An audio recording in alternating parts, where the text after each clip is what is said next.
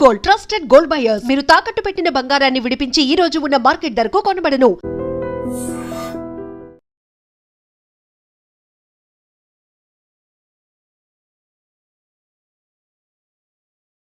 తెలంగాణలో వానాకాలం సీజన్ పంట పెట్టుబడి సాయం రైతు భరోసా సంబంధించినటువంటి నిధులు శుక్రవారం తుది విడత రిలీజ్ కాబోతున్నాయి. సో ఆల్రెడీ బటన్ నొక్కారు ముఖ్యమంత్రి రేవంత్ రెడ్డి గారు. ఖమ్మం జిల్లా చింతకాని మండలం జగన్నాథపురంలో రైతు ఆశీర్వాద సభలో ముఖ్యమంత్రి రేవంత్ రెడ్డి బటన్ నొక్కి చివరి విడత ఈ నిధులు అనేవి విడుదల చేశారు. సో అంటే ఇప్పుడు 1,009 కోట్ల రూపాయల నిధుల విడుదలతో వానాకాలం సీజన్కు సంబంధించి రైతు భరోసా నిధులు జమ అనేది సంపూర్ణమైపోయిందనమాట. సో గత నెల 30వ తారీఖున అంటే జూన్ 30వ తారీఖున ఈ రైతు భరోసా నిధులు విడుదల చేయడం స్టార్ట్ చేశారు.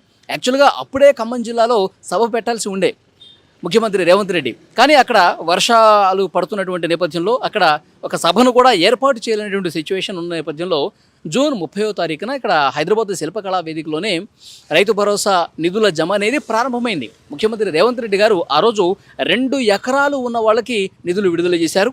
ఆ తర్వాత ఆ సభ తర్వాత ఒక 2 రోజుల్లోనే 3 ఎకరాలు ఉన్న వాళ్ళకి, తర్వాత 4 ఎకరాలు ఉన్న వాళ్ళకి, 5 ఎకరాలు, 6 ఎకరాలు, 7 ఎకరాలు, 8 ఎకరాలు, ఇట్లా 8 ఎకరాలు భూములు ఉన్న వాళ్ళందరికీ, పంట పొలాలు ఉన్న వాళ్ళందరికీ రైతు భరోసా కింద నిధులు విడుదల చేశారు.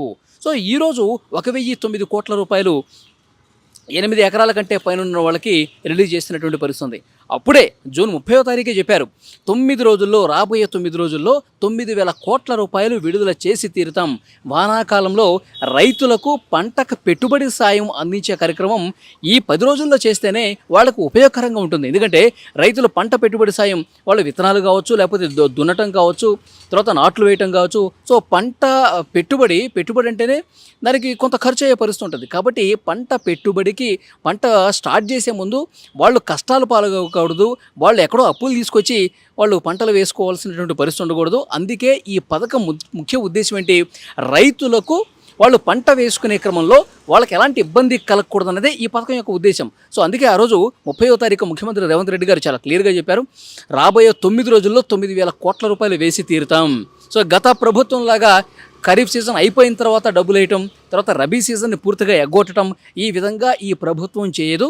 సో వాళ్ళందరికీ కూడా డెఫినెట్గా రైతులందరికీ, రైతుల పక్షపాతి ప్రభుత్వం ఈ ప్రభుత్వం కాబట్టి సో డెఫినెట్గా వాళ్ళకి మొత్తం పంట పెట్టుబడి సాయం అందిస్తామని చాలా స్పష్టంగా ఆ రోజు చెప్పారు.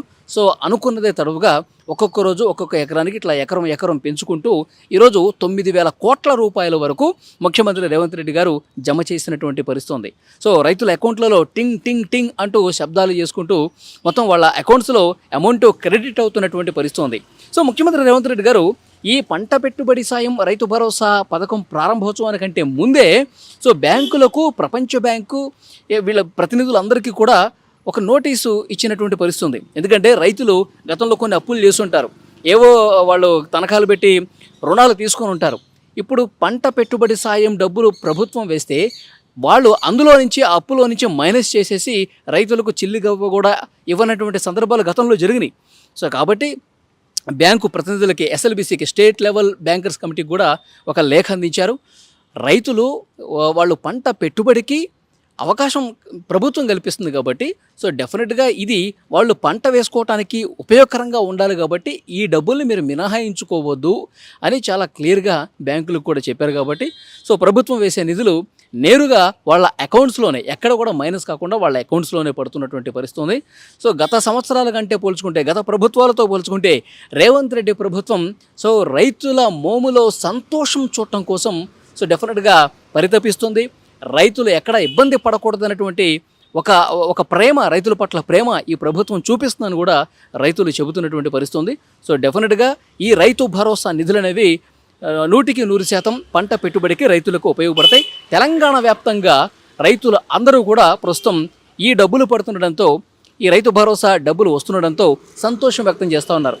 ఇంకొక ముఖ్యమైనటువంటి విషయం ఏంటంటే, రైతులు ఎవరైతే ఇప్పుడు ఈ సంవత్సరం రైతు భరోసా పథకం కోసం అప్లై చేసుకున్నారు వాళ్ళందరికీ కూడా 1-2 రోజుల్లో పడతాయి. ఎందుకంటే అక్కడ గ్రామాల్లో ఉన్నటువంటి రైతు వేదికల దగ్గర, అక్కడ గ్రామ స్థాయిలో ఉన్నటువంటి అధికారులు కూడా ప్రతి ఒక్కరి దగ్గరికి వెళతా ఉన్నారు. లేదంటే రైతులు ఎవరన్నా వచ్చినా వాళ్ళ డాక్యుమెంట్స్ అన్నీ కూడా తీసుకుని ఒకసారి వెరిఫై చేసుకుని ఎస్ ఇతనికి రైతు భరోసా నిధులు పడతాయి, ఇతను అర్హుడే అని చెప్పి తేల్చి వాళ్ళ అకౌంట్ నెంబర్లు కూడా యాడ్ చేస్తూ ఉన్నారు.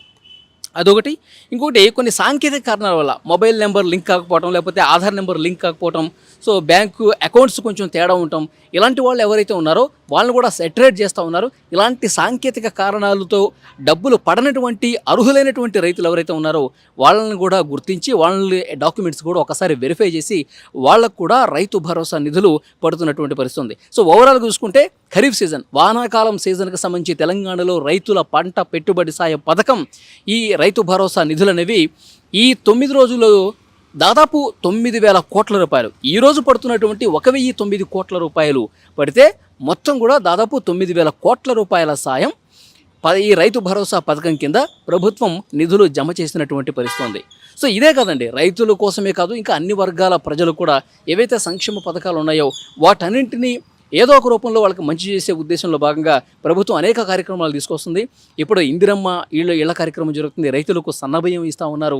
సో ఇట్లా చెప్పుకుంటూ పోతే ఒకదాని తర్వాత ఒకటి సంక్షేమ పథకాలన్నీ కూడా బడిబడిగా అమలవుతున్నటువంటి సిచ్యువేషన్ ఈ ప్రభుత్వం కనిపిస్తోంది. సో ఇంకొక ముఖ్యమైన విషయం ఏంటంటే రైతులు ఈ ఖరీఫ్ సీజన్లో పంటలు వేసుకున్న తర్వాత వెంటనే మళ్ళీ రబీ సీజన్కి, ఇంకా రబీ సీజన్ ప్రారంభానికి ముందే ఆ సీజన్కి సంబంధించినటువంటి డబ్బులు కూడా ముందే షెడ్యూల్ చేసుకున్నట్టుగా తెలుస్తోంది. ఎందుకంటే తుమ్మల నాగేశ్వరరావు గారు వ్యవసాయ శాఖ మంత్రి, ఆయన మొన్ననే చెప్పారు, ఎప్పుడు జూన్ 30వ తారీఖున మొదటిసారి ఈ 2 ఎకరాలు ఉన్న వాళ్ళకి ఎప్పుడైతే డబ్బులు వేశారో ఆ రోజే ఆయన ప్రెస్ మీట్లో చెప్పారు. ఒక ఉన్నత స్థాయి సమీక్ష కూడా చేస్తూ ఉన్నారు ముఖ్యమంత్రి రేవంత్ రెడ్డి గారు.